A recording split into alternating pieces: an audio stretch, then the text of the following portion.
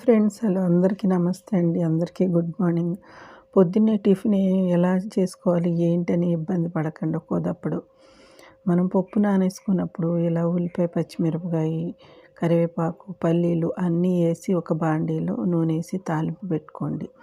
మరమరాలు ఉంటాయి కదండి, అవి ఒక హాఫ్ కిలో నానబెట్టేసుకుని గట్టిగా పిండేసేసి ఎమ్మటి ఆ తాలింపులో వేసేసి చక్కగా ఫ్రై చేసేసేయండి.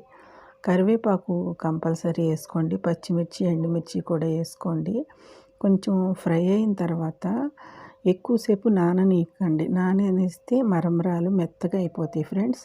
చక్కగా ఇలా ఫ్రై చేసేసిన తర్వాత కొద్దిగా ఉప్పు, కొంచెం పసుపు, కొంచెం కారం వేసేసి చక్కగా ఫ్రై చేసేయండి. చూస్తూ ఉండంగానే మీ టిఫిన్ బాక్స్లోకి మరమరాల ఉప్మా రెడీ అయిపోద్ది. ఇంతలో చిన్న జార్ తీసుకుని పుట్నాల పప్పు 2 స్పూన్లు లేదా మీరు చేసుకునే దాన్ని బట్టి కొద్దిగా ఎక్కువగా వేసుకొని మిక్సీ పట్టుకోండి చిన్న జార్లో.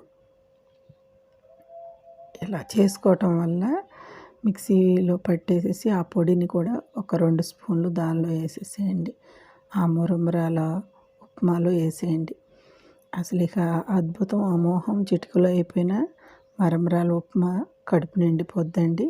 ఒక నిమ్మకాయ, కొద్దిగా ఉల్లిపాయ పక్కన పెట్టుకొని తినండి. ఈజీగా అయిపోతుంది, తేలిగ్గా ఉంటుంది, కడుపులో కూడా ఇబ్బంది ఉండదు, హాయిగా ఉంటుందండి.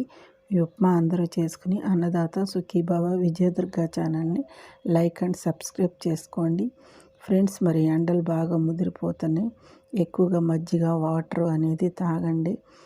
మరి బాగా మీరు హెల్తీగా ఉండాలంటే వాటర్ ఎక్కువ తాగండి. మనకి ఎండలు ముదరక ముందే మనం అన్ని జాగ్రత్తలు తీసుకుందాం కదా. మీ అందరికీ నచ్చితే లైక్ అండ్ సబ్స్క్రైబ్ చేసుకోండి.